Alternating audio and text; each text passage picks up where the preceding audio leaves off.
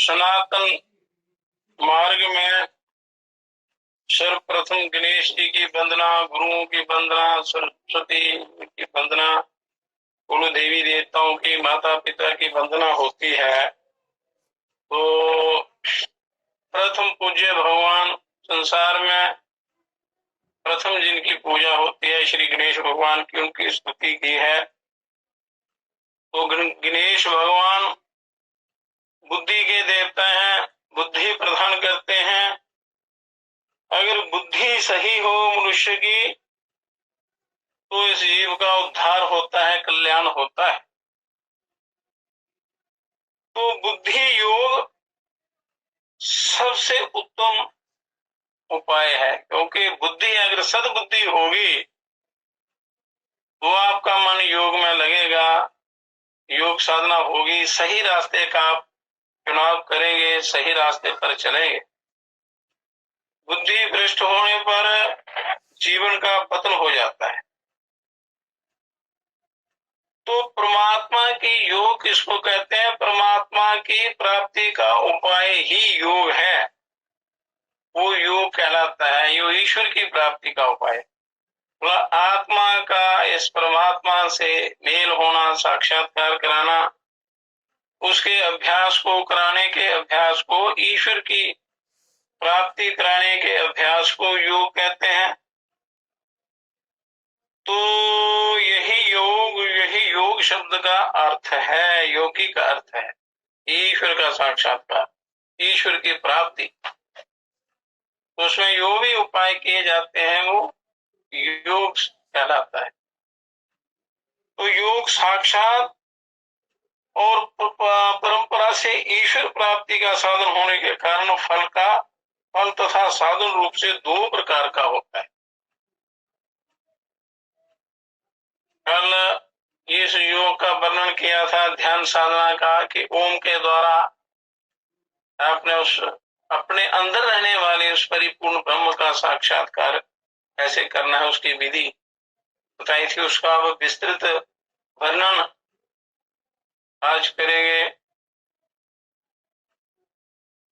क्योंकि इस योग की प्राप्ति का सबसे पहला साधन है सत्संग। मनुष्य को पहले स्वयं संत बनना है। संत जिसके अंतःकरण में किसी प्रकार का कोई विकार नहीं है। ज्ञान की प्राप्ति के लिए, योग की प्राप्ति के लिए मनुष्य को संतों के संग के लिए, संतों का सानिध्य प्राप्त करने के लिए स्वयं को संत बनना पड़ता है।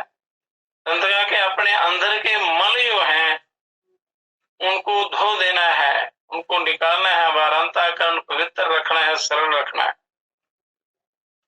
तो परमात्मा की प्राप्ति का साधन होने के कारण फल तथा साधन रूप से योग दो प्रकार का है। परमात्मा प्राप्ति का साक्षात साधन बुद्धि योग ही है, क्योंकि बुद्धि अगर आपकी स्थिर है और निश्चयात्मक बुद्धि है तो आप ईश्वर प्राप्ति में बड़ी आसानी से लग सकते हैं, उनको प्राप्त कर सकते हैं। तथा वही उत्तम और अंतिम योग बुद्धि योग है। ये बुद्धि के द्वारा आपने अच्छे बुरे का निर्णय करना है और जो साधन करना है वो बुद्धि पूर्वक, ऐसे बिना ज्ञान के, बिना बुद्धि के, बिना युक्ति के जो भी साधन करेंगे वो दुखदायी होता है। परम पुरुषार्थ भगवान की प्राप्ति एकमात्र ज्ञान से ही हो सकती है और किसी भी उपाय से नहीं। श्रुतियों और स्मृतियों का एक स्वर से यही घोषणा है कि ब्रह्मम वेद ब्रह्मेव भक्ति, ब्रह्म वेद ब्रह्मेव भक्ति, कि ब्रह्म को जानने वाला नित्य मुक्त ब्रह्म स्वरूप ही हो जाता है। तो उस ब्रह्म को जानने का उपाय ज्ञान और योग है। ज्ञान का जो प्रत्यक्षीकरण है, जो अभ्यास है, उसका क्रियात्मक रूप जो है वो योग है। और ब्रह्म को जानने वाला स्वयं भी ब्रह्म हो जाता है, ईश्वर हो जाता है। पर पहले आपने अपनी बुराइयों आदतों को छोड़ना है। अपना सबसे पहला जो आपका मूल सूत्र है वो आहार है। जो प्रत्यक्ष देखने में आता है, अनुभव में आता है कि जैसा खाओ अन्न वैसा बने मन, जैसा पियो पानी वैसे बने वाणी। तो अन्न जल आपका शुद्ध पवित्र होना चाहिए, उसी से आपकी बुद्धि बनती है। और बुद्धि के द्वारा अच्छा या बुरा कर्म, जैसी बुद्धि होगी वैसा ही आप कर्म करेंगे। तो इसलिए अपने आप को जानने का पूरा प्रयत्न करना चाहिए। वास्तविकता क्या है उसको जानकर आपने अपना उद्धार करना है। तो तुम में बद्विद्वादि मृत्यु में नान्या पंथ विद्यते नाय। आत्मा को परमात्मा से अभिन्न जानना ही मोक्ष का कारण है। आत्मा परमात्मा से अलग नहीं है, अभिन्न है, वो एक है। परंतु ये माया के कारण सतो रजो तमो के तमो गुण जो हैं, इनकी वृद्धि के कारण मनुष्य के अंदर अज्ञान छा जाता है। उस कारण वो अपने आप को परमात्मा से अलग मानता है और मन माना आचरण करता है, तो शरीर के सुख दुख भोग में लगा रहता है। तो इनसे छूटने का उपाय जो है वो योग है, ज्ञान योग। कोई वो कहाँ से मिलता है? अच्छी संगति से मिलता है।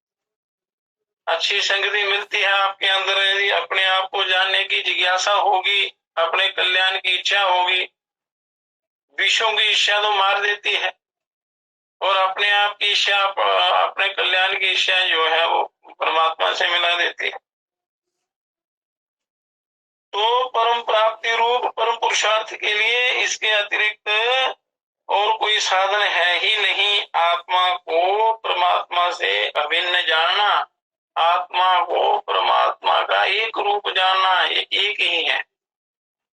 पर अपने कर्मों के कारण वो पर्दा छा जाता है और वो ईश्वर का साक्षात्कार नहीं होता। पर अभ्यास के द्वारा इसका होता है, क्योंकि जो अभ्यास करते हैं, साधन करते हैं, उनको इसका प्रत्यक्ष अनुभव होता है, पक्का अनुभव होता है। क्योंकि साधना जो करता है वही जानता है। जैसे भोजन करने पर ही भूख मिटती है और पानी पीने पर ही प्यास बुझती है, और उसी प्रकार साधना के द्वारा ही, उस प्रभु में प्रेम के द्वारा ही उनका कर्ण का अज्ञान दूर होता है, उनका ईश्वर का अनुभव होता है। यही इसका उपाय है। और इसका निरंतर अभ्यास करना चाहिए। बिना अभ्यास के कुछ नहीं होता। और जो खान पान है आपका, आप चाहे जितने बड़े ज्ञानी बन जाएं, वेद वेता बन जाएं, पर जब तक आपका खान पान अशुद्ध है, आपका चरित्र भी अशुद्ध हो जाएगा, आपका मार्ग ही उल्टा हो जाएगा, तो कैसे आपको अच्छा कल्याण होगा। मनुष्य बुरी आदतों में फंस जाता है, विषय विकारों के कारण नशेखोरी में लग जाता है। नशा आत्म ज्ञान को नष्ट कर देता है, तमोगुण की तरफ ले जाता है। बड़े बड़े जानकार भी बुरी संगति में फंसकर पतन को प्राप्त होते हैं। इसलिए संग का बड़ा ध्यान रखना है। आसक्ति, इन विषयों में आसक्ति नहीं होनी चाहिए। आसक्ति अच्छे संग में होनी चाहिए, बुरे संग में नहीं। तो उसे कहते हैं ब्रह्म के आनंदम ब्रह्मणो विद्वन्नम विवेति कुतश्चन। तैत्तरीय उपनिषद में है, आगे कथा आएगी उनके। ये ब्रह्म के स्वरूपभूत आनंद तथा आनंद रूप ब्रह्म का साक्षात करने वाला पुरुष किसी से भी कभी नहीं डरता, मृत्यु से भी नहीं डरता, उसको मृत्यु का भय नहीं रहता है। और वह निर्भय आदित्य और ब्रह्म रूप हो जाता है, जो ईश्वर का साक्षात्कार करता है। बड़े बड़े ऊंची बातें हैं, ये उच्च कोटि के साधक ही समझ सकते हैं, पर जो दूसरे भी सुनते हैं उनको भी इसका असर होता है और धीरे धीरे धीरे समय पाकर वो इस तरफ मुड़ जाते हैं। आपने अपने आप को अपनी दिशा मोड़नी है, आसक्ति विषयों की तरफ से नहीं, आसक्ति को दूसरी ओर मोड़ देना है, कल्याण की तरफ मोड़ देना है। सिर्फ अपने मन की गति को आपने मोड़ना है, उसको काबू करना है, तो आपका सारा सिस्टम ही बदल जाएगा, आपका कल्याण हो जाएगा। तरती शोक आत्मविद, आत्मवेता ही शोक रूप संसार को पार कर सकते हैं। जो आत्मा को जानने का प्रयास करते हैं, आत्मानुभव करते हैं, आत्मचिंतन करते हैं, वही इस शोक सागर को, क्योंकि ये संसार जो है शोक सागर है, पल पल कदम कदम दुखों से भरा हुआ है और शोक में डूबा रहता है जीव, और चिंता रूपी अग्नि से जलता रहता है, संतप्त होता रहता है। तो इस जलन को, इस ताप को नष्ट करने के लिए मनुष्य को प्रभु का सहारा लेना है, उनकी शरण में जाना है, सत्य का सहारा लेना है। धर्म ही आपका सच्चा साथी है, सत्य ही धर्म है, धर्म ही सत्य है, इसलिए धर्म आपका सच्चा साथी है। ये संसार की कोई भी वस्तु आपकी सहायता नहीं कर पाएगी। सत्य को और मर्यादा को कभी नहीं छोड़ना है, वचन को किसी भी स्थिति में नहीं छोड़ना है, चाहे आपके पास कई प्रकार की सिद्धियां रिद्धियां आ जाए, रिद्धियां सिद्धियां अष्ट सिद्धि नौ निधियां भी आ जाए, तब भी आपने सत्य के मार्ग को नहीं छोड़ना है, उनका दुरुपयोग नहीं करना है। संसार में जो वैभव आपको प्राप्त है, जो भी साधन प्राप्त है, उनका अपने अच्छा इस्तेमाल करना है, सदुपयोग करना है, अपने शरीर का, अपने समय का, अपने श्वासों का, अपना जो साधन सामग्री है उसका सही इस्तेमाल कर, बुराइयों को दूर करना है, तभी आपकी बुद्धि अच्छी होगी और बुद्धि रूपी योग आपका सिद्ध होगा। क्योंकि बुद्धि सही होगी तभी आप आगे की सीढ़ियां चढ़ पाएंगे। ज्ञानेन तु तद ज्ञान जैसा नातिशतात्मना तेषामादित्यं वनमनां प्रकाशति तत्त्वात्मानं तत्परं ज्ञानं लब्ध्वा परं शांतिं आचिरेणाधिगच्छति। कि जिन अधिकारियों का आत्म विषय अज्ञान ज्ञान से नष्ट हो जाता है, अज्ञान जो है वो ज्ञान से नष्ट होता है, इसलिए ज्ञान की प्राप्ति का उपाय करना चाहिए। उनका वह ज्ञान सूर्य के समान उस वेदांत प्रसिद्ध परम तत्व को प्रकाशित कर देता है। उसमें पीछे युक्तियां आई हैं, बड़ी बड़ी सरल, बड़ी सीधी, उस ब्रह्म को प्राप्त कराने वाली। ऐसे ज्यादा झंझटों में ना पड़कर केवल आप ओम का ही साधन करें। सब अक्षरों का परम अक्षर अक्षर ब्रह्म, ओम की साधना पर, साधना के साथ साथ आपने अपने इंद्रियों को काबू में रखना है, संयम में रखना है। बिना संयम के साधना आपकी सिद्ध नहीं होगी। अपने हर प्रकार का ध्यान रखते हुए इस जीवन का उद्धार करना है, कल्याण करना है। तो अब कहते हैं आत्मज्ञान की प्राप्ति हो जाने पर ज्ञानी पुरुष तत्काल ही आत्मा की स्वरूपभूत निरतिशयी शांति को प्राप्त कर लेता है, उस ब्रह्म की, ईश्वर की प्राप्ति जीते जी कर लेता है।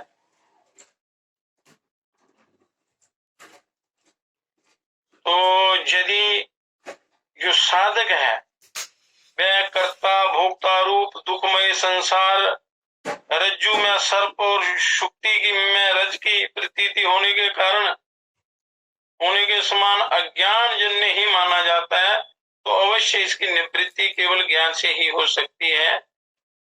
ये सारा संसार अज्ञान रूप है, तो ज्ञान से ही इससे छुटकारा होता है और इसकी निवृत्ति केवल ज्ञान से ही होती है, माया रूप संसार से। क्योंकि बिना ज्ञान के मनुष्य को बोध या साक्षात्कार नहीं होता, वो आत्मबोध नहीं होता। तो पहला ज्ञान इसका संचय करना है, वो अच्छे आचरण से, पवित्र सदाचार से,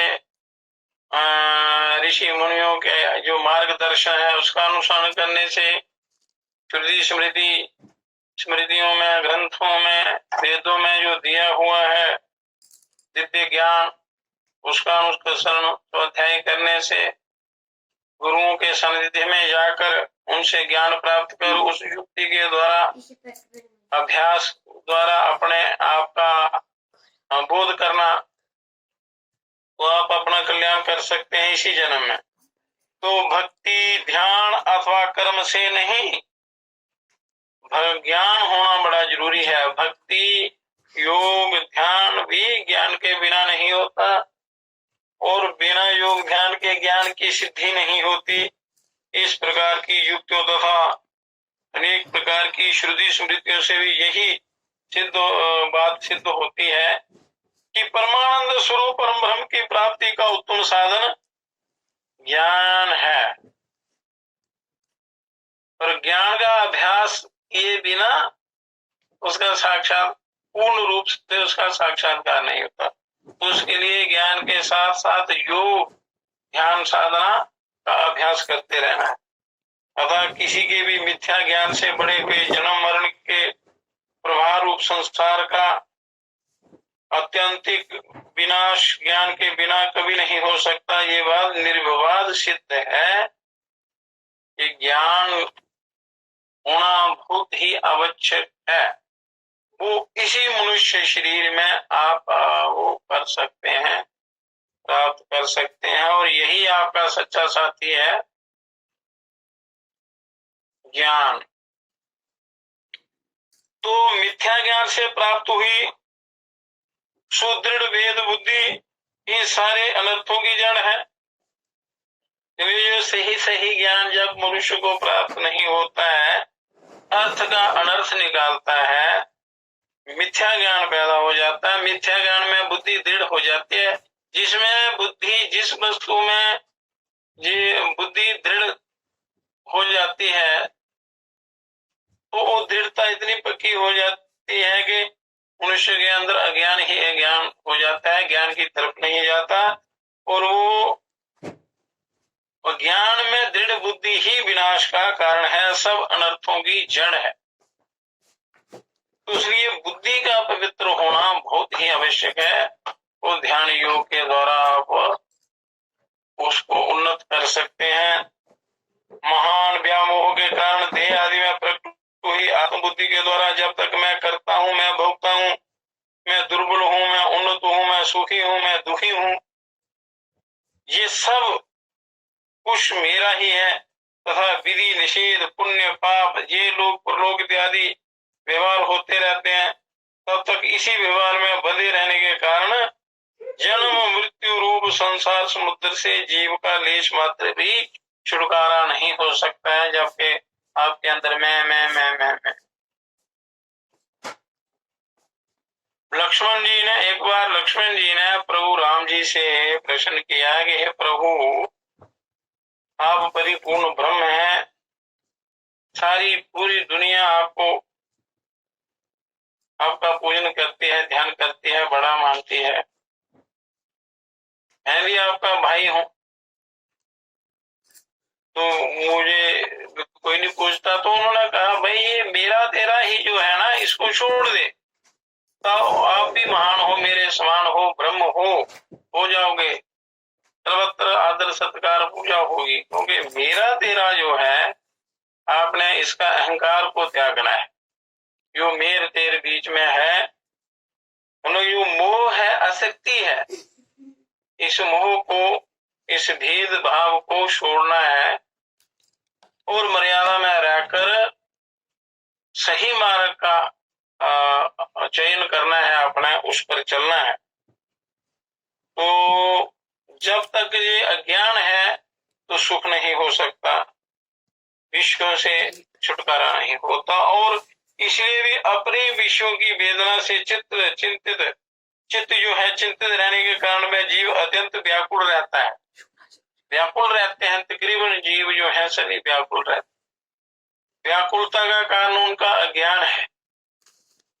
यह वस्तु स्थिति का अच्छी प्रकार ज्ञान हो जाता है तो मनुष्य की व्याकुलता नष्ट होती है। व्याकुल चित्त से कुछ भी नहीं हो सकता सिवा पतन के। जब तक शरीर धारण करना पड़ता है तब तक स्वप्न में भी लेश मात्र भी शांति का अनुभव नहीं हो सकता, ये निश्चित बात है। कहाँ भी है कि यत्र यत्र शरीर प्रहिग्रहस्तत्र तत्र दुखम, कि जहां जहां शरीर धारण करना पड़ता है वहां वहां दुख है। मतलब अभी मनुष्य का शरीर मिला है तो मनुष्य के शरीर में अनेक प्रकार के साधन हैं जहां से आप इन दुखों से छुटकारा प्राप्त कर सकते हैं और अपना कल्याण कर सकते हैं, सच्चे सुख की प्राप्ति कर सकते हैं। पर और जो दूसरी जोनियों में अगर शरीर मिल गया तो फिर वो कर्म भोगे बिना नष्ट नहीं होते, वहां आप नया कर्म कर नहीं सकते, उन्नति का मार्ग खुल नहीं सकता। तो वो फिर क्रम से करोड़ों अरबों वर्ष लग जाएंगे कर्मों का फल भोगते भोगते, फिर कभी कहीं मनुष्य का शरीर मिले, स्वतंत्र शरीर, तो फिर साधन करके आप ईश्वर की प्राप्ति कर सकते हैं।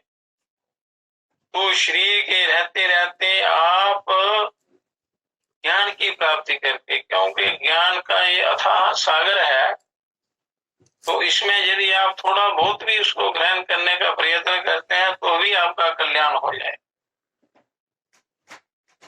तो इसलिए वो सत्य ज्ञान जो है, सच्चा ज्ञान, उसकी प्राप्ति इसी शरीर में हो सकती है, दूसरे शरीरों में नहीं। तो अभ्यास करने का मौका आपको मिला है तो हम मौका कैसे गवा देते हैं? संसार की चकाचौंध में स्वर्ग की अभिलाषा से अनेक प्रकार के काम में कर्म अनुष्ठान आदि करते रहते हैं नाशवान भोगों की प्राप्ति के लिए। तो इतने अमूल्य जीवन को हम बड़े सस्ते में बर्बाद कर देते हैं।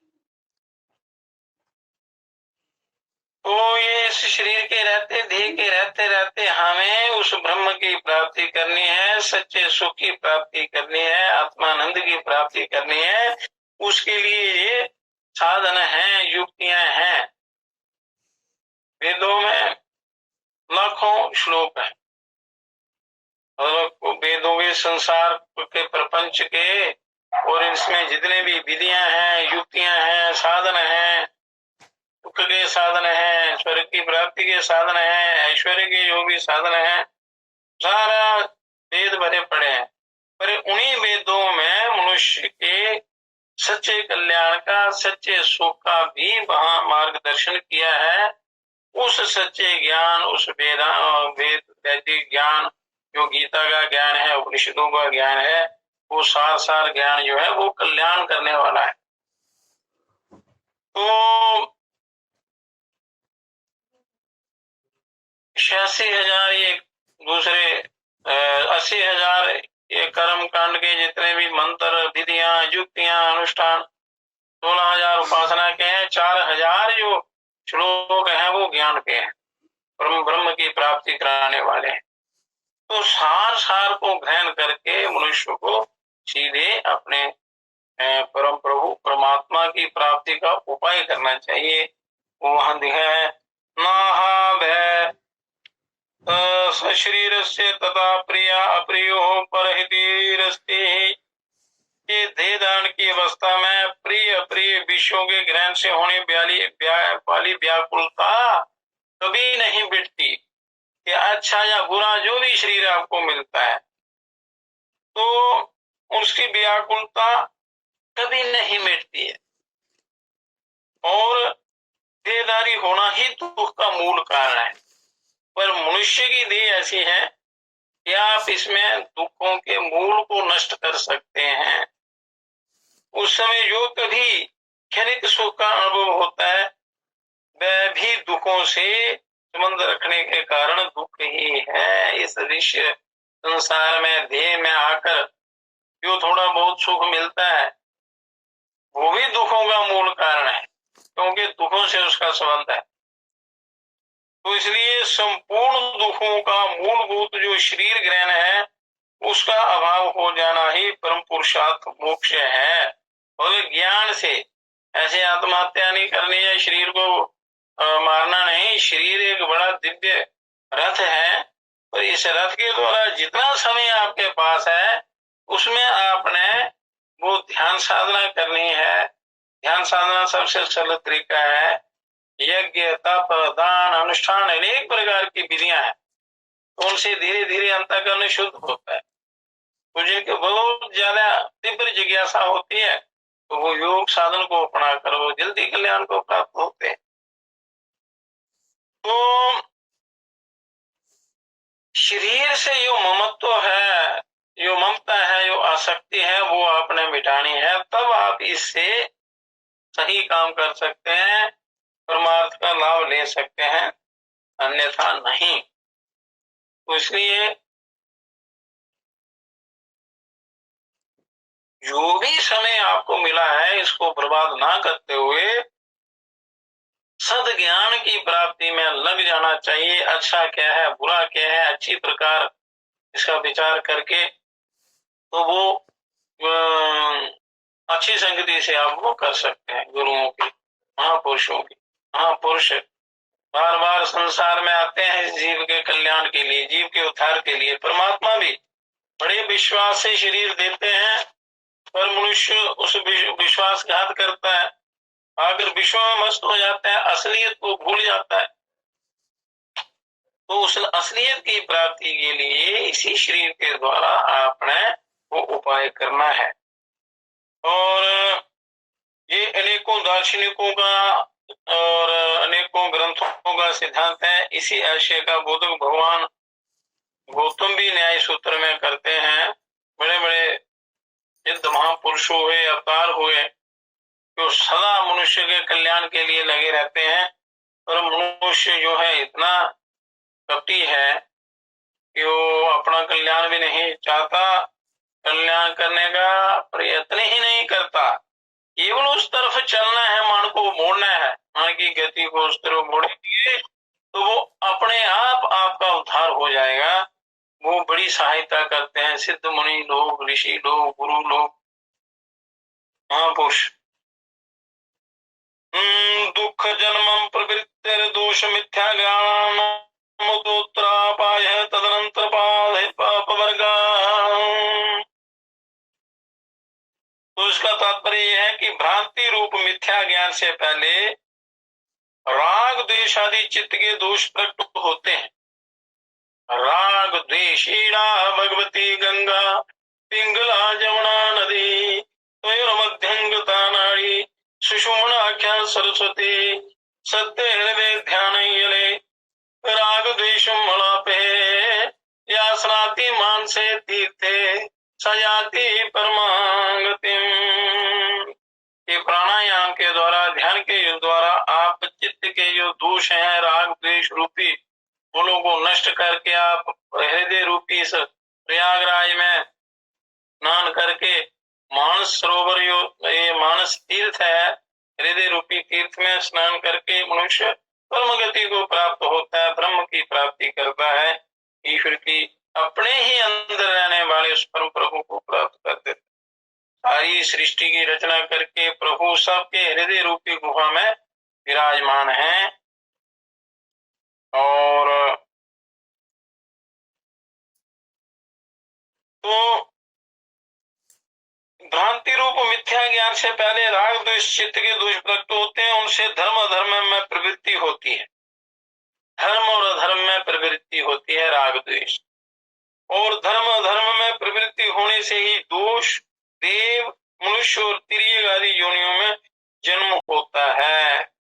कि कईयों की धर्म में प्रवृत्ति होती है, कईयों की अधर्म में, तो उस प्रवृत्ति का इनके साथ जुड़ना जन्म का कारण होता है। जन्म मरण अनेक जोनियों में मनुष्य और तिर्यक, पशु पक्षी कीट पतंग आदि जोनियों में जन्म होता है, फिर उससे दुख होता है, दुख प्राप्त, दुखी दुख होता है। ज्ञान जनित जो ये देह मिले हैं, इनसे दुख होता है। तो इस प्रकार यहाँ उत्तरोत्तर भावों में पूर्व पूर्व भाव कारण होते हैं, अतः इसी क्रम से मूल हेतु मिथ्या ज्ञान के नाश होने पर उनके कार्यभूत राग आदि दोष की निवृत्ति हो जाती है।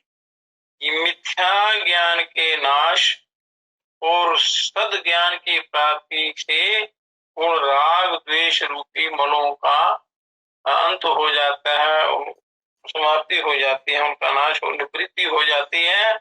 और दोष निवृत्ति होने पर धर्माधर्म की प्रवृत्ति नहीं होती, वो उनसे ऊपर उठ जाता है, पाप पुण्य से ऊंचा उठ जाता है। प्रवृत्ति का भाव होने से किसी योनि में शरीर ग्रहण नहीं करना पड़ता। शरीर ग्रहण करने में बड़ा दुख होता है, जन्म लेने में भी और शरीर त्यागने में भी बड़ा कष्ट होता है, और बीच में रहने पर तो कष्ट है ही, पर जो जन्म मरण है इनमें भी बड़ा भारी भयंकर कष्ट होता है। और शरीर के न होने से संपूर्ण दुखों का नाश होता है, अर्थात जो शरीर का बंधन है, मोह है, उसको दूर करना है, अपने अज्ञान को दूर करना है। आत्मा को शरीर से अलग मानना है ही अलग। पर ये इसका घर है, ये जैसे हमारे अपने घर बनाए होते हैं, तो कहीं बाहर जाना हो तो घर वहीं रहता है, फिर आकर जीवात मनुष्य अपने अंदर आकर रहता है, अपनी इच्छा से निकलता है, अपनी इच्छा से आ जाता है।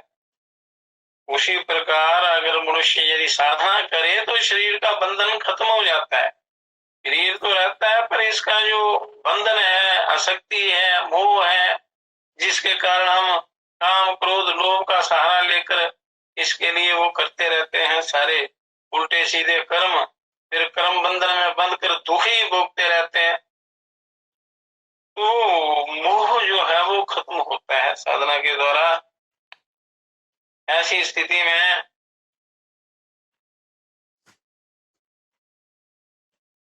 विचारकों का मत यही है कि समस्त दुखों का एकमात्र कारण मिथ्या ज्ञान ही है।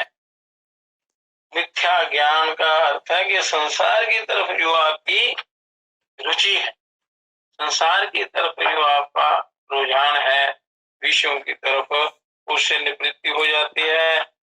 जब अच्छा ज्ञान हो जाता है तो हानि लाभ का पता चल जाता है, तो भी हानि को त्याग कर लाभ की तरफ मनुष्य चलता है। उस मिथ्या ज्ञान की निवृत्ति कैसे होगी? उसकी निवृत्ति हो जाने पर नित्य नित्य से आनंद स्वरूप अपने आत्मभूत परमात्मा में स्थिति किस प्रकार हो सकती है? तो मिथ्या ज्ञान का नाश हो जाता है, उसके बाद परमात्मा में स्थिति किस प्रकार होगी? आत्मज्ञान की, ब्रह्म ज्ञान की प्राप्ति कैसे होगी? उस आनंद की अनुभूति कैसे होगी? ऐसी एकांक्षा होने पर भगवान भाष्यकार ये सूत्रभूत वाक्य कहते हैं कि मिथ्या ज्ञानापवापश्च ब्रह्मात्मिकत्व विज्ञानम भवति।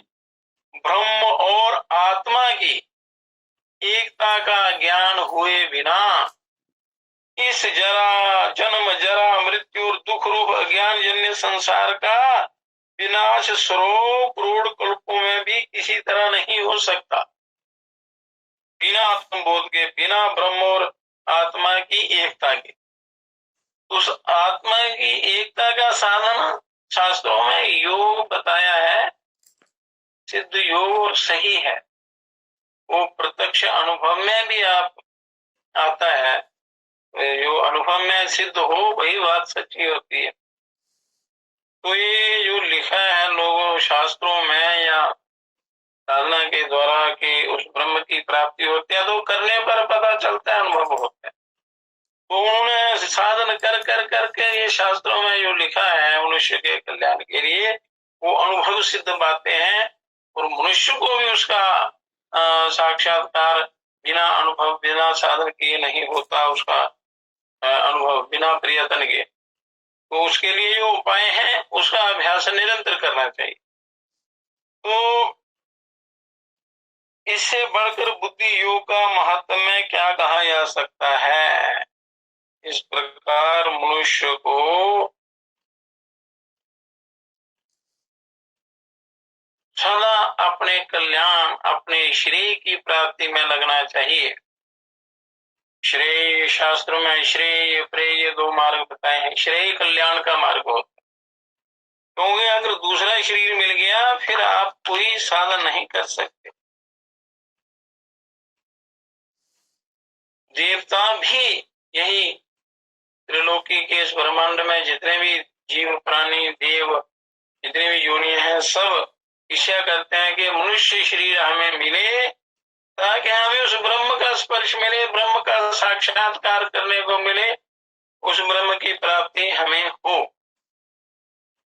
ब्रह्मानंद तो आनंद वो ऐसा आनंद ऐसा सुख जहां कभी दुख का क्लेश मात्र भी नहीं होता, दुख का सदा के लिए अभाव हो जाता है, क्लेशों का। आनंद ही आनंद में ज्ञान सागर में उस परमानंद सागर में ये जीवात्मा एक हो जाता है, लीन हो जाता है। तो इसके अतिरिक्त जब तक ईश और ईशुत्व का ईशितव्य का भेद बना हुआ है, अर्थात मैं नियम्य हूं और ईश्वर मेरा नियामक है, तो इस प्रकार जीव और ईश्वर में भेद की कल्पना है, तथा ऐसा होने के कारण ही हाथ में तलवार उठाए हुए स्वामी के सामने सेवक की भांति पुरुष का जीवन जब तक भयपूर्ण और पराधीन है, तब तक उसे स्वतंत्रता कैसे प्राप्त हो सकती है। जब तक भय है, जब तक भेद बना हुआ है, तो स्वतंत्रता कैसे मिलती होगी। और तथा स्वतंत्र हुए बिना सुख की वार्ता भी कैसे हो सकती है। पराधीन जो जीव होते हैं वो सुख कोई चर्चा भी नहीं कर सकते। किसी की नौकरी भी करनी हो तो पराधीन होके करनी पड़ती है, तो पराधीन को स्वप्न में भी सुख नहीं होता। तो इसलिए विषयों की पराधीनता को त्याग कर अपने स्वतंत्रता प्राप्त करनी है, अपने स्वतंत्रता के लिए ये प्रयत्न करना है। ये बहुत बड़ी स्वतंत्रता है। मनुष्य ज्ञान जनित स्वतंत्रता को, जैसे संसारिक स्वतंत्रता को के पीछे अपना सारा जीवन समर्पित कर देते हैं, मिलता कुछ नहीं है। असली स्वतंत्रता है विषयों की गुलामी से स्वतंत्रता, दुखों से स्वतंत्रता, युगों से इन विषय भोगों की जो पर जो स्वतंत्रता है, जो गुलामी है, इस गुलामी से अपने छुटकारा पाना है। उसके लिए योग साधन ध्यान साधन स्वतंत्रता के लिए ध्यान योगी कभी कहीं किसी से नहीं डरता, स्वतंत्र विचरण करते हैं। जो साधक होते हैं, जो साधना करते पर जो विषय हैं वो छोटी छोटी वस्तुओं के भी अधीन पराधीन हो जाते हैं, और बार बार ठोकरें बजती हैं, दुख होता है, मार पड़ती रहती है, पर दुर्दशा होती है, पर फिर भी उन्हीं में लगा रहता है। तो ये होती है विषयों से प्रेम करने की गति जो है। अगर दुख ही दुख, कष्ट ही कष्ट, गुलामी ही गुलामी। उस गुलामी से बचने के लिए आपने अपने आप को निर्भय बनाना है, स्वतंत्र बनाना है, साधना के द्वारा, ज्ञान के द्वारा। जब तक सही ज्ञान नहीं होगा तो आप स्वतंत्र नहीं हो सकते। तो स्वतंत्रता के द्वारा ही कृतार्थ हो जाने के कारण जीव को सुख मिलता है, और ये सभी का मत है। और बड़े खेत की बात है कि अपने से भिन्न नियामक और फलदाता ईश्वर की कल्पना करके उसके अधीन हो, उससे डरते हुए पंडित पुरुष भी मोहित और दुखी हो रहे हैं। उसको अपना स्वरूप नहीं मानते, उसका एक नहीं मानते, उसका भजन नहीं करते, उसकी आज्ञा का पालन नहीं करते, जो उसकी आज्ञा है वो कभी भी पराधीन की तरह आज्ञा नहीं देते, वो कल्याण की इच्छा से आपको अपने उसमें अपनी तरफ लगाते हैं। जो स्वार्थी लोग होते हैं वो दूसरों को पराधीन करते हैं और पराधीन सदा दुखी रहता है। तो इसलिए आप पूर्ण रूप से स्वतंत्र हो सकते हैं। परमात्मा ने खुली स्वतंत्रता दी है, तो उस स्वतंत्रता का हम गलत इस्तेमाल करके दुखी होते हैं, दुखों के सिवा कुछ नहीं मिलता। तो इसलिए उस परमात्मा को अपना ही मान कर उसमें भेदभाव नहीं रखना और उनके भजन साधना में लग के उनका साक्षात्कार कर लेना है, बिना किसी भय के, बिना किसी डर के। जब तक सम्यक रूप से विचार के द्वारा परमार्थ तत्व का निश्चय नहीं होता, तब तक अपने को नियम्य मानकर अपने से भिन्न उस परमात्मा की नियामक की अज्ञान जन्य कल्पना अवश्य की ही होगी। तो अतः परमार्थ तत्व स्वरूप ब्रह्म का ज्ञान ही इस भाव से उसमें आरोपित हुई अनर्थ की कारणभूत, अनर्थ ये जो भावना है भेद भेद भावना, तो वो अनर्थों की मूल कारण है और अनर्थ की कारणभूत जीव ईश्वर भेद कल्पना का नाशक है। इसलिए तत्व ज्ञान ही सब साधनों में उत्तम और विशेष है, जैसा कि शास्त्रों में कहा हुआ है। तत्व ज्ञान, तो तत्व ज्ञान, आत्म ज्ञान, ब्रह्म ज्ञान, ये पर्यायवाची शब्द है, तो इनका ज्ञान होना बड़ा जरूरी है। तो उसकी ज्ञान की प्राप्ति के साधन है, शास्त्रों में है, सत्चर्चा है, सत्संग है, गुरु है। फिर आपके लिए क्या सही है वो मार्गदर्शन करते हैं, फिर उस पर चलकर आपका कल्याण हो जाता है। व्यर्थ की बातों में, व्यर्थ की कथा कहानियों में मनुष्य अपना जीवन ऐसे कल्पना में ही बर्बाद कर देता है, सही ज्ञान की तरफ नहीं चलता, जिसका वो अधिकारी है, जिसको प्राप्त करके आप सच्चा आनंद, सच्चा सुख प्राप्त कर सकते हैं और पूर्ण स्वतंत्रता प्राप्त कर सकते हैं। वो असली स्वतंत्रता है, विषयों की गुलामी से छुटकारा और ब्रह्म की प्राप्ति, उसका आनंद, उसका स्पर्श। ईशोषितव्य संबंधा प्रत्येक ज्ञाने हेतुजा सम्यक ज्ञाने तमोध्वस्तातीव अक्षराणाम ईश्वरः।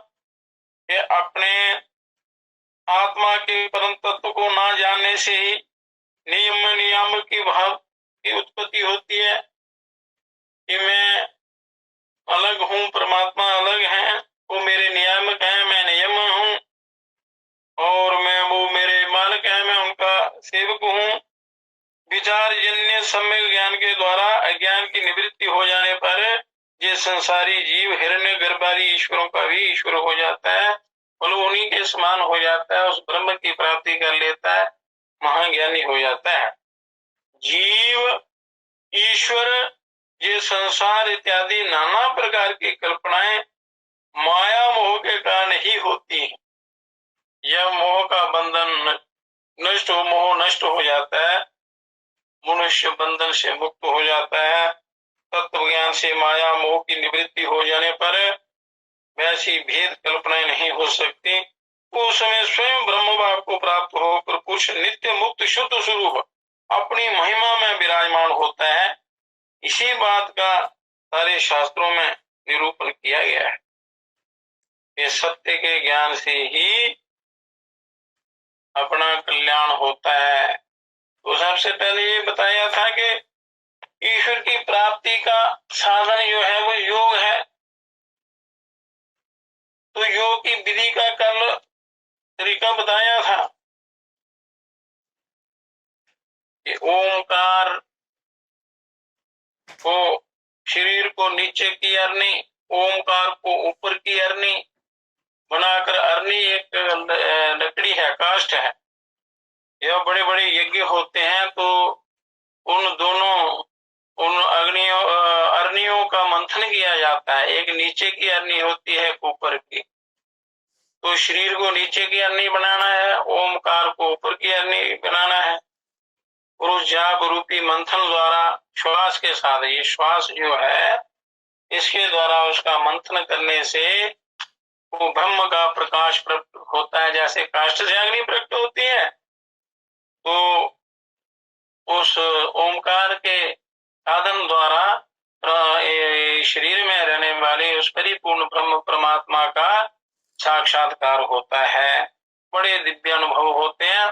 और यदि आप साधना करें तो, और उसी ओमकार के अध्याय से क्या होता है कि शरीर में रहने वाली वो महामाया जग जननी कुंडलनी शक्ति जागृत हो जाती है। तो जब जागृत होती है तो सारा ज्ञान नष्ट हो जाता है, और यही शक्ति जो है परमात्मा से मिला देती है, ब्रह्म से, ईश्वर का, मनुष्य का उद्धार हो जाता है। तो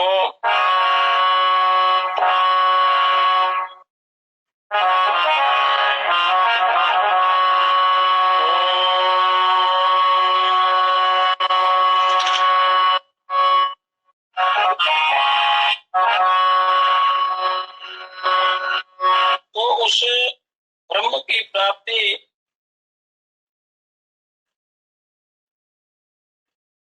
अग्नि की तरह उस परिपूर्ण ब्रह्म को का साक्षात्कार करना है।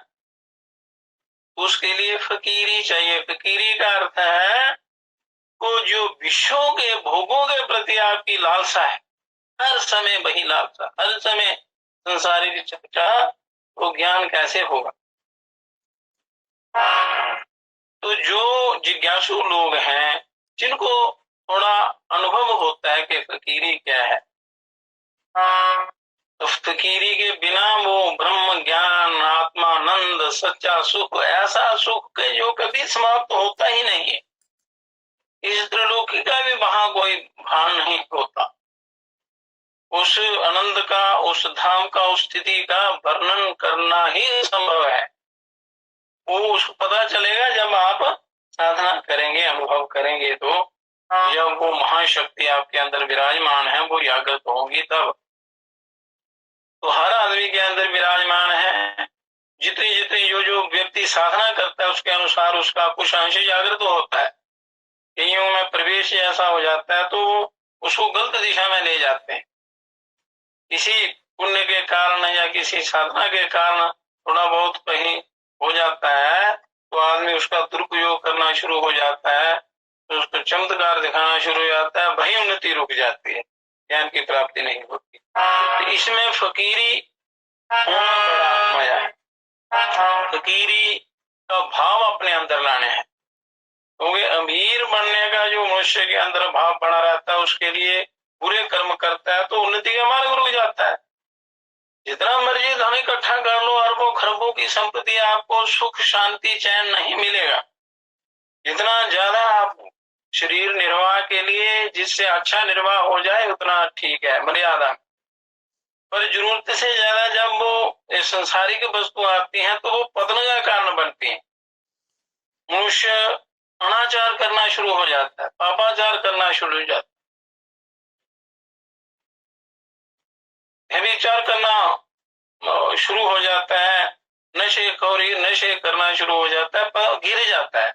ज्ञान का उसको पता नहीं रहता, अच्छे बुरे का उसको पता नहीं रहता। इसलिए संसारिक वस्तु जो जरूरत से ज्यादा है वो सदा दुखदायी होती है। केवल भजने ही जितना किया जाना कम है, जितना किया जाए उतना कम होता है। तो जो भजन करते हैं उनके आनंद की स्थिति क्या होती है, तो साधक की स्थिति, भजनानंदी की स्थिति वो साधक ही जान सकता है। इसलिए साधक बनने का प्रयत्न करना चाहिए। इसलिए क्या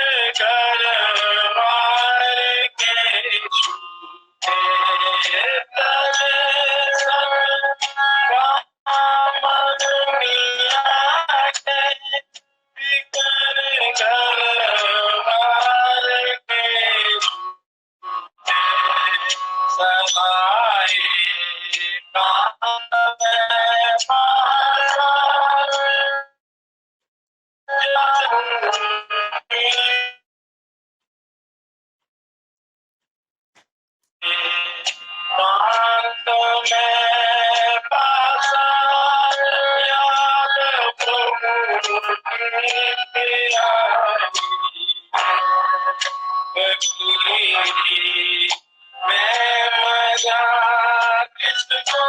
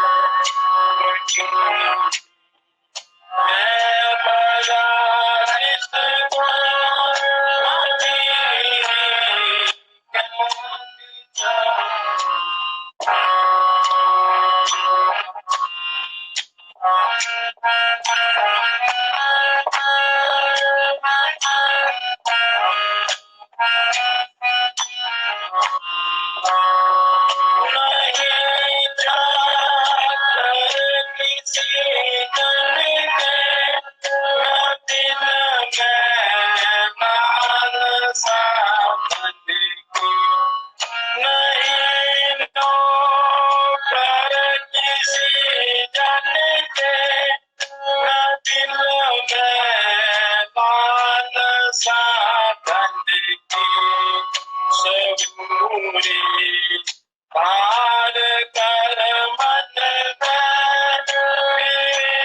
जंगल बिहारी सबूरी पार कर मन जंगल बिहारी फकीरी मैं मजा किसको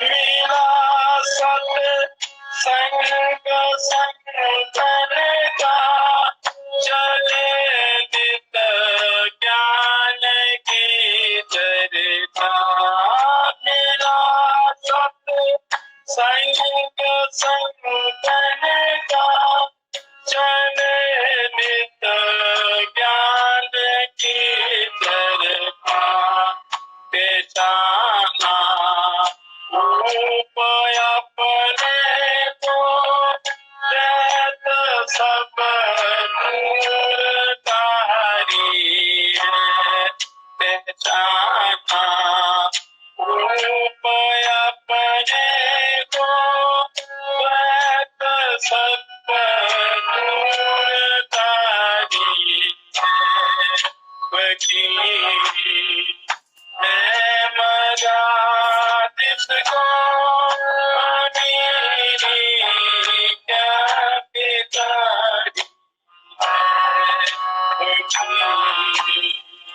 मैं मजा किसको क्या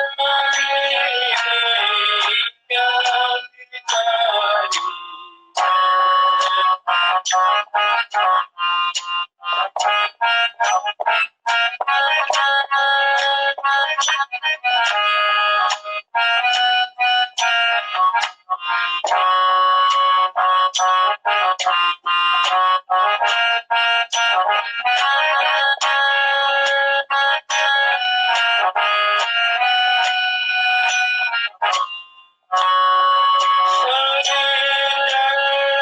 जीव से पीठ बराबर मान अपमाना जीव से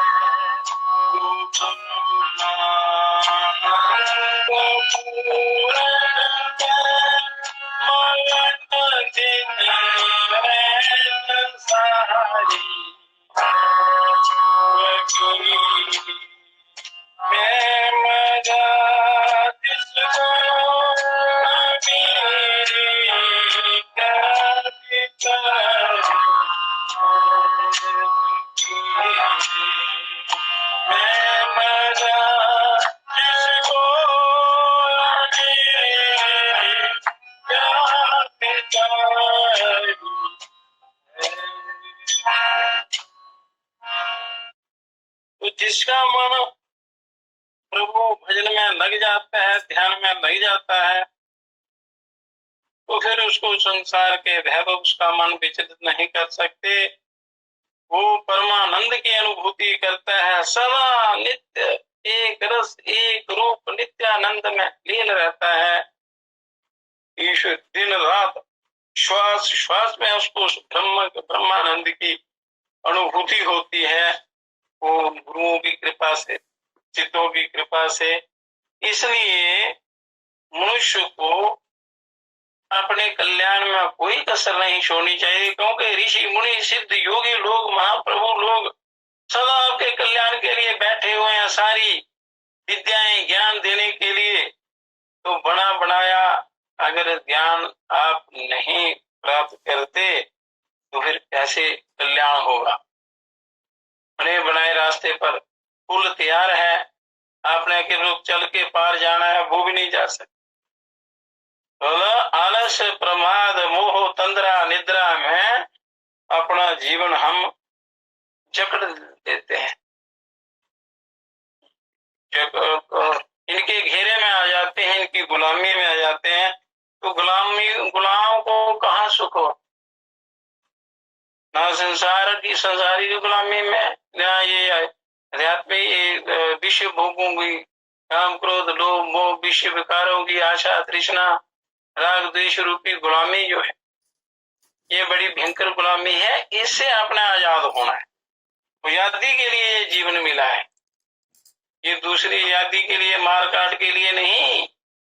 जो सही आजादी है, जो लड़ाई को खत्म करने वाली जो आजादी है, राग द्वेष मल रूपी पूरे दुष्कर्म रूपी जो इनका नाश जो है, इनसे छुटकारा जो है,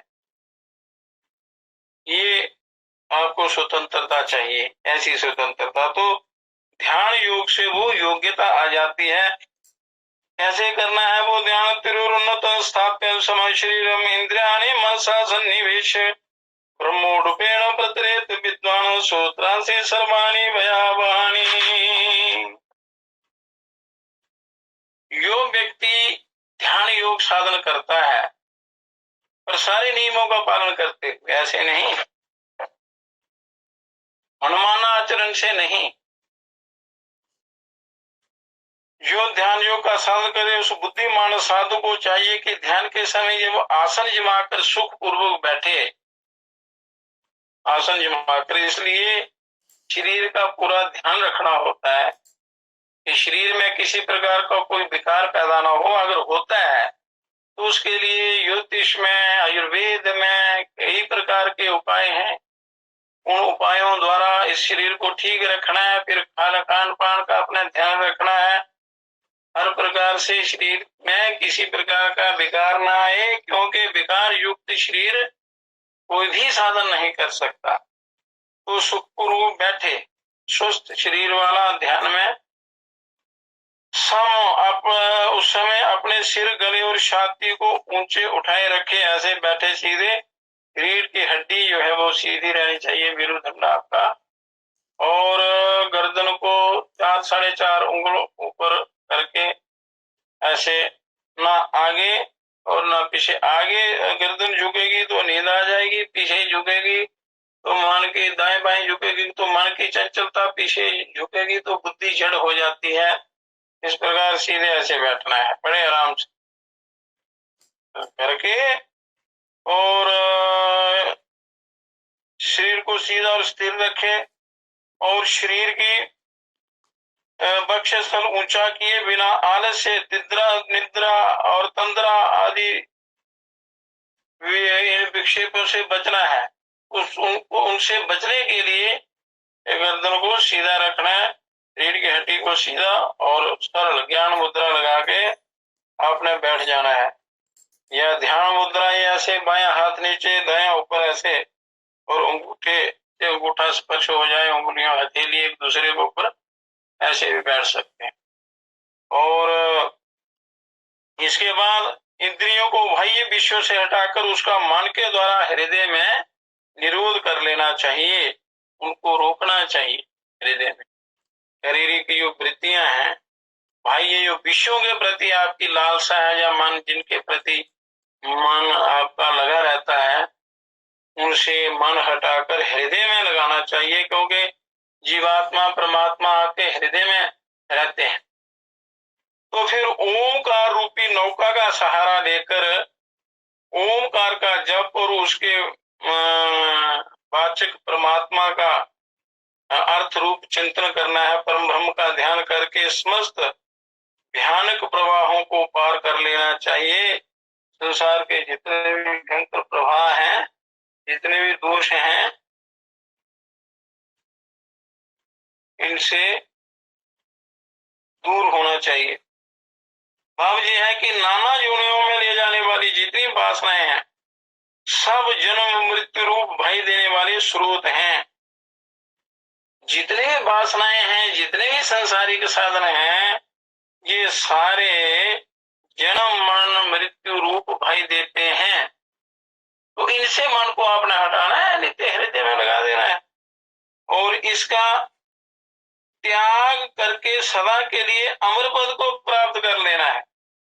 इन सब का त्याग करना है, आपके अपने हाथ की बात है। इसमें कोई धन खर्च नहीं होता, कोई वेतन नहीं करना पड़ता, कोई कुछ नहीं, सिर्फ अपने मन को समझाना है, विचारों को बदलना है और हृदय में उसी ईश्वर का चिंतन करना है।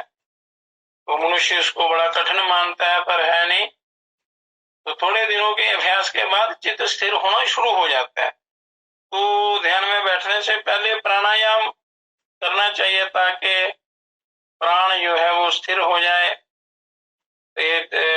चंचल, इसके कारण मन चंचल हो जाता है। जब प्राण का निरोध हो जाए, प्राण पर नियंत्रण हो जाए, प्राण सध जाए, तो मन अपने आप सध जाता है, सीधा हो जाता है, ईश्वर में लग जाता है, परमात्मा की तरफ गति हो जाती है जिसकी।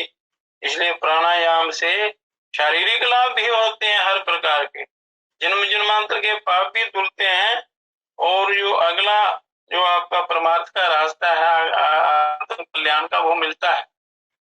समाधि में, ध्यान में, ईश्वर प्राप्ति में बड़ी सहायता मिलती है। वो करके आपने ध्यान में बैठ जाना है। तो चित्त सिर्फ परमात्मा ना, उस समय विचार शून्य हो जाना है, कोई विचार उल्टा सीधा अंदर नहीं आने देना। ये समझना है मैं हूँ और ईश्वर है, मैं जीवात्मा उन्हीं का अंश हूँ, जो ईश्वर है वही मैं हूँ, जो मैं हूँ वही ब्रह्म है। और जो परमात्मा से जो दूर कराने वाले जो विषय भोग हैं, इनसे मेरा कोई प्रयोजन नहीं है, कोई लेना देना नहीं है। तो थोड़ी देर के लिए आप इनको बाहर निकालेंगे तो सच्चे आनंद की, सच्चे सुख की अनुभूति होगी। वो आपका अधिकार है, वो आप प्राप्त कर सकते हैं। तो बुद्धिमान साधक को चाहिए कि वह योग साधन के लिए आहार विहार आदि समस्त चेष्टाओं को यथा योग्य करता रहे। मतलब ये अनुभव सिद्ध बात है कि आहार से ही सारे काम बिगड़ते हैं। अगर आहार, आपकी रिचन, आपकी किचन, आपकी रसोई बिल्कुल ठीक है, तो आपका स्वास्थ्य ठीक रहेगा, तो कल्याण का रास्ता खुल जाएगा। और ध्यान योग के लिए उपयोगी बना ले शरीर को, तथा योग शास्त्र की विधि के अनुसार प्राणायाम करते करते जब प्राण सूक्ष्म हो जाता है, तब नासिका द्वारा उसे बाहर निकाल दे और इसके बाद जैसे दुष्ट घोड़ों से जुते हुए रथ को अच्छा सारथी सावधानी से चलाकर अपने लक्ष्य तक पहुंचता है, या कुशल ड्राइवर गाड़ी को अच्छी प्रकार से चलाता हुआ वहां ले जाता है अपने गंतव्य स्थान पर जहां जाना होता है, बिना एक्सीडेंट के, जो कुशल है सावधानी के साथ। उसी प्रकार साधु को चाहिए कि बड़ी सावधानी के साथ अपने मन को वश में रखे और जिससे योग साधना में किसी प्रकार का विघ्न ना आए और परमात्मा की प्राप्ति रूप लक्ष्य पर पहुंच जाए। लक्ष्य है हमारा ईश्वर की प्राप्ति, तो उसकी प्राप्ति तक ये जीव पहुंच जाए, इस प्रकार की अपनी साधना करनी है। तो आपने किस प्रकार की भूमि पर बैठना चाहिए, तो इस पर शास्त्रों में लिखा है समय शुचो शर्करा वहिन्य वालुका विवर्जते शब्द जलाश्रयादिभिः मनो अनुकूले नातु चक्षु पीडने गुहा निवाताश्रयने प्रयोज्येत। तो जहाँ ध्यान योग के लिए उपयुक्त स्थान का वर्णन है, भाव यह है कि ध्यान योग का साधन करने वाले साधक को ऐसे स्थान में अपना आसन लगाना चाहिए, यहाँ की भूमि बराबर हो, घर में हो, मंदिर में हो, कहीं भी हो, और ऊंची नीची टेढ़ी मेढ़ी ना हो, आगे पीछे किसी प्रकार का कोई सामान भारी ना रखा हो, साफ सुथरा खाली जगह हो, और कूड़ा करकट इत्यादि ना हो, साफ सफाई हो, क्योंकि सफाई जो है ये बहुत ही आवश्यक है जीवन में। शुद्धि, पवित्र शरीर की शुद्धि, वस्त्रों की शुद्धि, रहने का स्थान जो है उसकी सफाई, पवित्रता, क्योंकि वहाँ ईश्वर जो है वो ईश्वर के दूसरे स्थान पर ये सफाई शुद्धिकरण आता है। तो शुद्धि सफाई बहुत जरूरी है, क्योंकि वहाँ ईश्वर का साक्षात्कार होता है करना, इसलिए हृदय की भी सफाई करनी है। अपने अंदर जो छल कपट बेईमानी राग द्वेष इत्यादि काम क्रोध लोभ मोह ये भरे पड़े हैं, छल कपट बेईमानी, वो उनसे छुटकारा पाने के लिए अंतःकरण की शुद्धि बहुत जरूरी है। तो अच्छी प्रकार झाड़ बुहार कर साफ किया हुआ स्थान जो स्वभाव से पवित्र हो, जहाँ स्वाभाविक मन लगता हो, और वहां पर यहाँ पर कोई ज्यादा कोलाहल ना होता हो, शांत वातावरण हो, और वहां पर पवित्र आसन बिछाकर और कुशा का आसन बिछाए, ऊपर उसके ऊपर कंबल का आसन बिछाकर और पद्मासन या सुखासन इत्यादि सरल आसन लगाकर ध्यान में बैठ जाए, मन को परमात्मा में लगाने का अभ्यास करे। योगाभ्यास करने वाले का साधन ठीक हो रहा है कि नहीं, तो इसका लक्षण बताते हैं कि अगर ठीक हो रहा है कि नहीं हो रहा है, उसकी विधि ठीक है नहीं, उसको कोई अनुभव हो रहा है कि नहीं, तो इस जिज्ञासा पर कहते हैं उसकी पहचान बताई जाती है। निहार धूमार का नीलाना नीलाननाना खाद्योद विद्युत स्फटिक शीशनाम स्फटिक शशिनामम एतानि रूपाणि पुराहस्राणि ब्रह्मण्य व्यक्तिकराणि योगे। परमात्मा की प्राप्ति के लिए किए जाने वाले योग, परम ब्रह्म परमात्मा की प्राप्ति के लिए ध्यान योग का साधन जब साधक आरंभ करता है, तब उसको अपने सामने कभी कोहरे के समान दृश्य दिखाई देता है, कभी धुआं सा दिखाई देता है, कभी सूर्य के समान प्रकाश सर्वत्र परिपूर्ण देता है, कहीं नीला प्रकाश दिखता है, गोलाकार सूर्य की तरह सामने आता है फिर गायब हो जाता है, कभी निशब्द वायु की भांति निराकार रूप अनुभव में आता है, कभी ओमकार का नाद सुनाई देता है, कभी अग्नि के समान तेज दिख पड़ता है, और कभी युगों के समान टिमटिमाता प्रकाश दिखता है। मतलब जैसा जैसा अभ्यास करता है मनुष्य उसके अनुसार उसको अनुभव, अगर ये अनुभव आपको नजर आए, ये चीजें दिखाई दे, तो समझना योग साधना की तरफ चल पड़े हैं। कभी बिजली की चकाचौंध पैदा होती है, कभी स्फटिक मणि के समान उज्जवल रूप देखने में आता है, और कभी चंद्रमा की भांति शीतल प्रकाश सर्वत्र फैला हुआ दिखाई देता है, आगे पीछे ऊपर नीचे अंदर बाहर प्रकाश ही प्रकाश आनंदमय, ऐसा जिसका कोई पार पल्ला नहीं होता, और ना ठंडा ना गर्म, परमानंददायक वो प्रकाश होता है, उसका वर्णन नहीं कर सकता, ऐसा अनुभव होता है। और ये सब तथा और भी अनेक दृश्य जिनकी कल्पना हम ऐसे नहीं कर सकते, साधना करने पर उनका अनुभव होता है, योग साधन की उन्नति के कारण है। उन्नति को दर्शाते हैं कि इसकी साधना ठीक चल रही है। और ये बात समझ में आती है कि साधक का ध्यान ठीक हो रहा है, अच्छा हो रहा है। तो आगे उसकी क्या स्थिति होती है, जब ध्यान करता है तो आगे और कई प्रकार के अनुभव होते हैं। फिर ये मनुष्य जो साधारण मनुष्य होते हैं, ध्यान करते हैं, जब उनको वो दिव्य ज्ञान की प्राप्ति होने लगती है, अंदर की शक्तियां जागृत होती हैं, तो उसको भय सा लगने लगता है। उस समय डरना नहीं होता है। उसके आगे की साधना जो है वो गुरु संभाल लेते हैं और बताते हैं, पर मनुष्य का काम है कि वो साधना करता है। और इसलिए दीक्षित होना जरूरी होता है। कोई सिद्ध योग मार्ग में दीक्षित होकर ही आप इस साधना को कर सकते हैं, ताकि कभी आपके अंदर इतनी शक्तियों के भंडार हैं और जब कोई जागृत हो जाए साधना करते करते, तो उनका कंट्रोल करना भी आना चाहिए, उन पर काबू, उन पर नियंत्रण करना। तो गुरु लोग जो हैं वो कंट्रोल करते हैं पीछे से, और सिद्ध लोग, देवता लोग सहायता करते हैं। गुरुओं की कृपा होती है तो सारे सहायता करते हैं,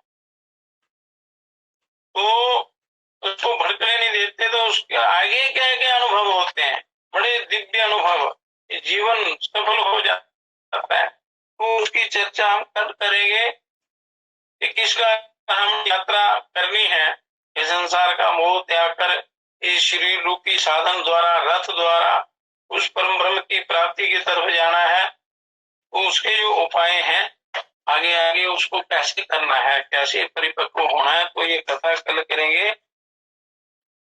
बोलो सच्चिदानंद भगवान की जय। ओम पूर्णमदः पूर्णमिदं पूर्णात् पूर्णमुदच्यते पूर्णस्य पूर्णमादाय पूर्णमेवावशिष्यते।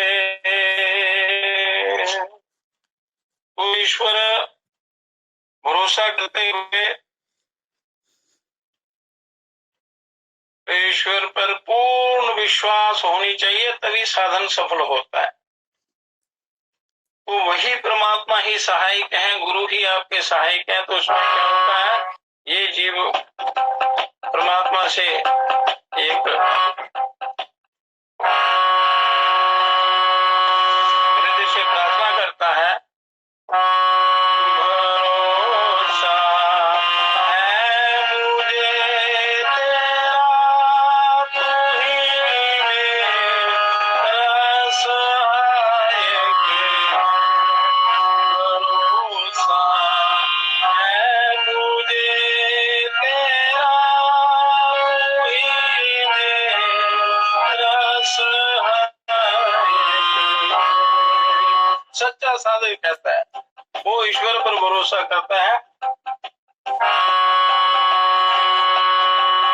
और हृदय में प्रार्थना करता है। सकल दुनिया के अंदर में अखंडित राज्य है तेरा, चराचर इसका मालिक तू ही सब गुण के लायक है। भरोसा है मुझे तेरा, तू ही मेरा सहायक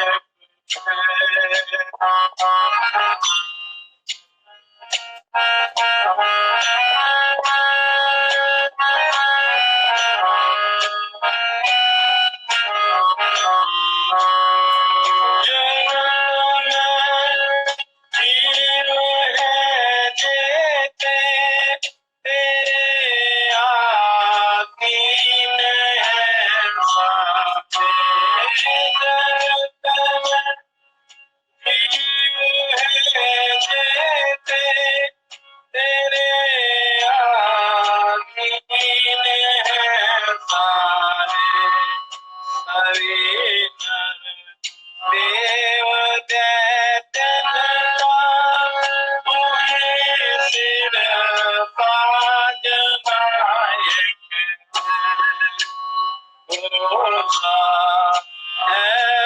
मुझे तेरा वही मेरा सहाय।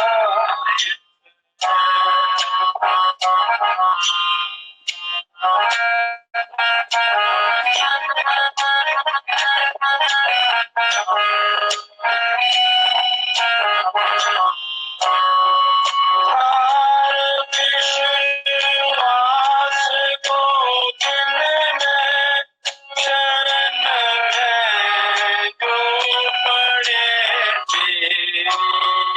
तार विश्वास को दिल में शरण है जो पड़े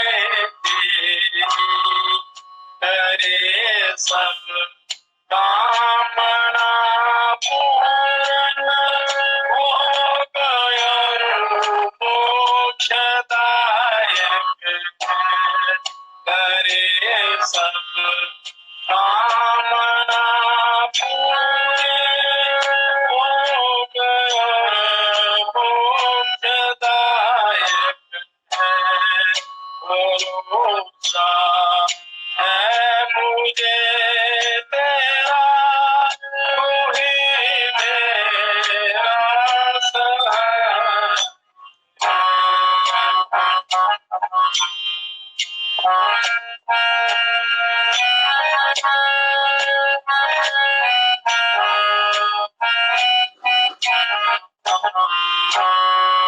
नहीं है शान का तेरी जगत में दूसरा कोई नहीं है शान का तेरी जगत में दूसरा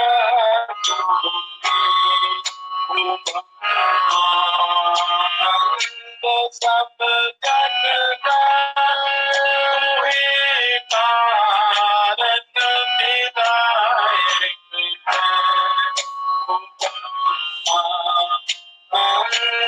सब जग का वही कारक विधायक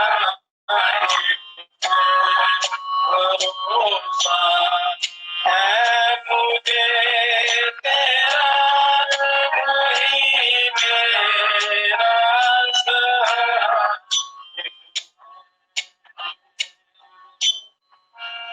इस प्रकार उसका ध्यान रखते जो जो कामना करता है जीव उसको वो प्राप्त होती है। भोग और मोक्ष, यदि मोक्ष की कामना करता है तो शीघ्र मोक्ष की प्राप्ति, आत्मानंद की प्राप्ति, ब्रह्मानंद की प्राप्ति होती है।